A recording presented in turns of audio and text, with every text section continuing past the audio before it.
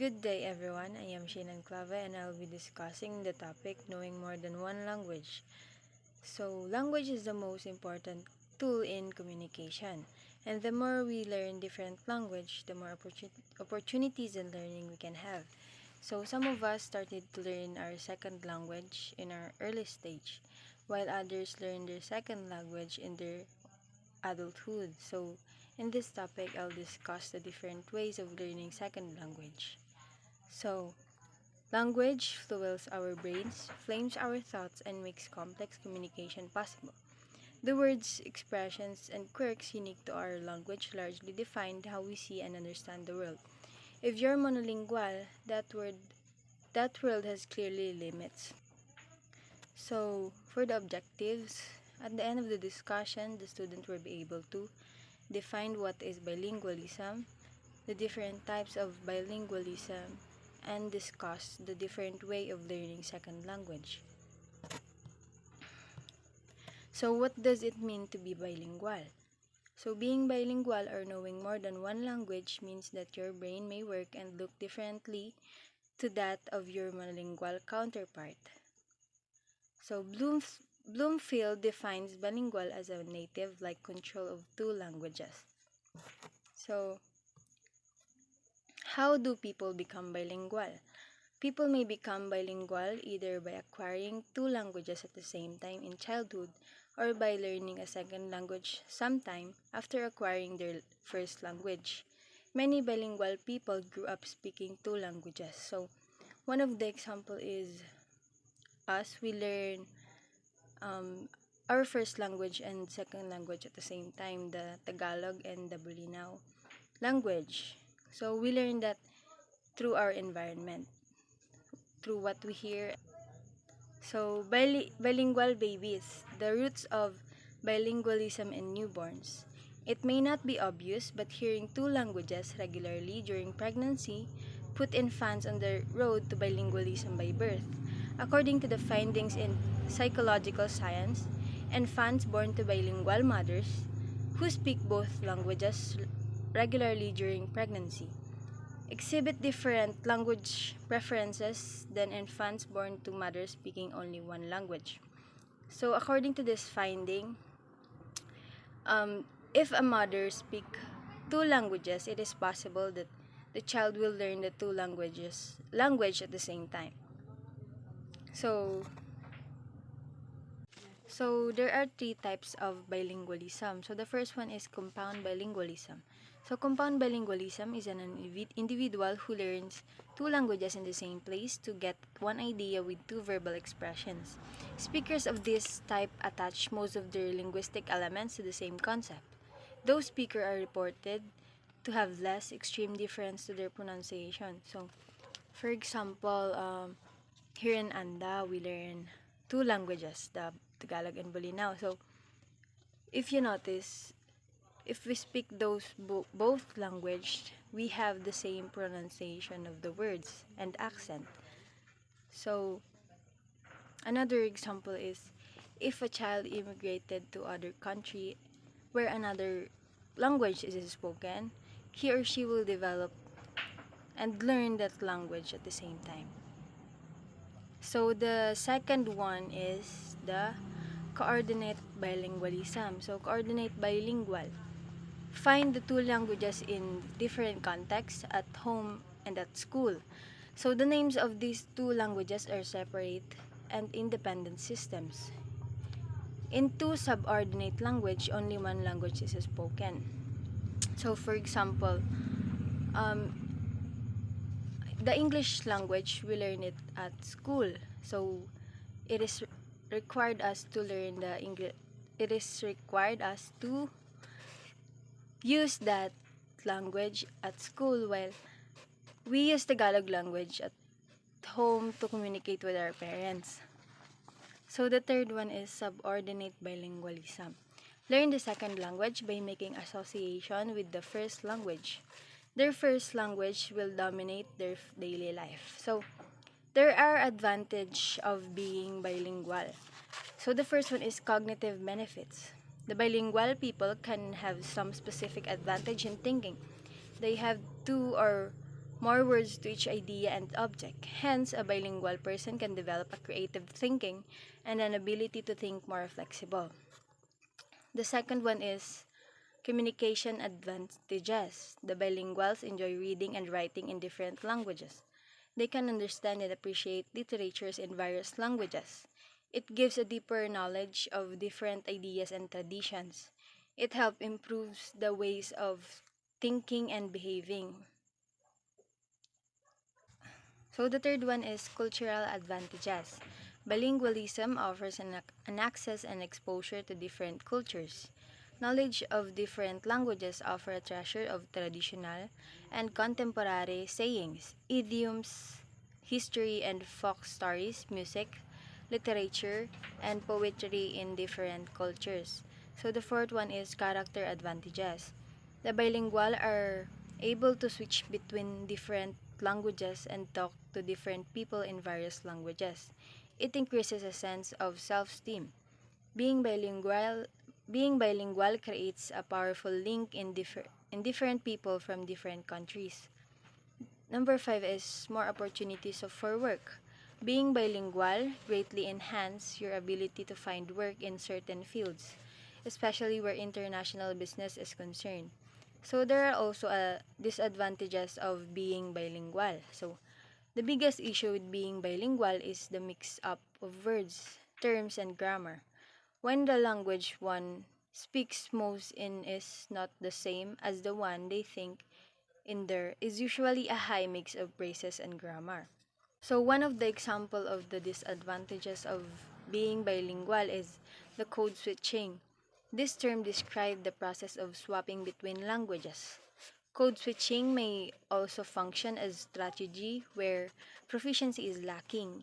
If a speaker has got a positive attitude to both language and to code switching, many switches can be found even within the same sentence. So one of the example of code switching is the Konyo conversation. So it is the mix up of words of Tagalog and English. So for example is, where have you been na ba? Have you eaten na ba? Like that. So for my insight of this topic, so being bilingual makes us more open-minded and helps us feel more connected to our culture and to the world. So the ability to speak more language gives us more opportunities. It improves our social interaction and global connectivity. So I've learned that learning language is not all about what age we learn it.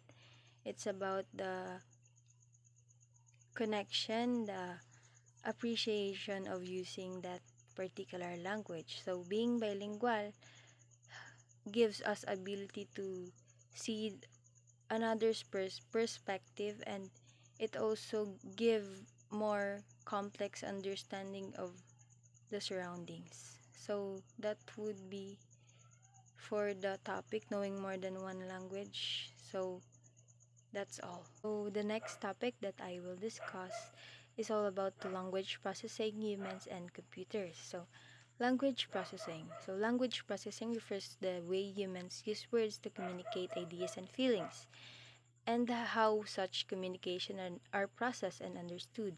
Language processing is considered to be uniquely human ability that is not produced with the same grammatical understanding or systematicity in even humans' closest primate relatives. So, language is the ability to communicate through signs and symbols. So, as we know, through language we can speak, demonstrate through gestures, vision, and auditory signals. So, the objective of this study, so at the end of the discussion, the student will be able to define the language processing, discuss the process of language learning through humans and computer. So the content of this topic would be psycholinguistics, speech chain, comprehension, syntactic process, non-linguistics, influence. So the first one is psycholinguistics. So the area of linguistics that is concerned with linguistics performance, how we use our linguistic comprehension, in speech or sign production and comprehension. So, psycholinguistic is the study of how humans acquire, interpret, and use language. So, linguist Noam Chomsky has a pioneer in psycholinguistics. He argued that normal humans have an innate language ability and that all human languages have a common underlying structure known as universal grammar. So the next one is speech chain, brain to brain linking. A spoken utterance starts as a message in the speaker's brain or mind. The message is put into linguistic form and interpreted as articulation commands. The signal is processed by the listener's ears and sent to brain or mind which it is interpreted. So there are three levels of the speech chain. So the first one is linguistic level. So a speaker's planning to produce. So it is the speech production. So in this stage, for example, if you want to say something or give information to others, so we started to think and choose words in our brain before we speak. So in linguistic level, it involves the selection and ordering of suitable words and sentences. So the next level is psychological. So articulatory. The brain gives the instructions to the muscles to activate the vocal organs. So component of the vocal tract produce the sounds associated with the linguistic unit of the utterance. The vocal organs are the lungs, the vocal cords, the tongue, and the lips. So at this level, our vocal cords organs started to produce sound or speech. So the last level is acoustic level. So it is the transmission of sound. Movement of the vocal muscles produce pressure changes in the surrounding air. So a speech sound wave is generated. Sound is released from the lips and nostrils. The wave travels through the air between the speakers and the listener. So the next one is a speech signal. So it can be described in physical and acoustic terms. So physically, a sound is produced when there is a disturbance in the position of air molecules. So acoustic phonetics. So it is concerned only with speech sound, all of can be heard by the normal human ear. So the next one is terminology. So fundamentally frequency. It is how fast the variation of the air pressure occur. So the next is the pitch. So fundamental frequency of the sound when perceived. The next one is intensity. So the loudness of the sound. And the last one is spectrogram or the voice print. So it is the pattern of sounds. So the next one is comprehension. So one of the psycholinguistic is to describe the processes people normally use in speaking in and understanding language. So breakdown in performance such as tips of the tongue, phenomena, speech errors, and failure to comprehend tricky sentences tells us a lot about how language is processed. So the next one is speech production. It starts with a specific echo produces an acoustic signal that represent a thought, idea, or message to convey to the listener. So for example, so the speech error. So the hiring of monetary faculty. So it can be mispronounced as the firing of monetary faculty. So the second one is the big and fat. It could be pig and vat. So the next one is syntactic processing. So listeners need to build phrases, structures, representation of sentences as they hear them in order to understand the sentence. So garden path sentences are ones that requires listeners to shift their analysis midway through the sentence. So syntactic and semantic relation among words and phrases in sentences. sentence. So parsing. The warehouse fires could continue in two ways. So it could be were set by an arsonist. The second one is employee over 60. So garden path sentences after the child visited the doctor prescribe a course of injections. So the mind uses two principles in parsing sentences that lead people to go start when encountering garden path sentences. So the first one is minimal attachment. So it builds the simplest structure consistent with the grammar of the language. So the second one is the late closure. It attaches incoming material to the phrase that is currently being processed. So the next one is the non-linguistics influence. So non-linguistic factors can also contribute to speech production. Intended utterance. So, I've never heard a classes on Good Friday, while in actual utterance, it could be I've never heard a classes on April 19th. So, for my insight of this topic, so knowing or studying language processing is important for us to know how we create sound and speech. So, speaking involves thinking. So, through the process of language processing, it helps us to share our thoughts, ideas, and insight about a certain topic, and through this, we can share information to others. So, the continuation of this topic would be discussed by Miss Flores. It is all about how computer involves with the process of speech. So that's all.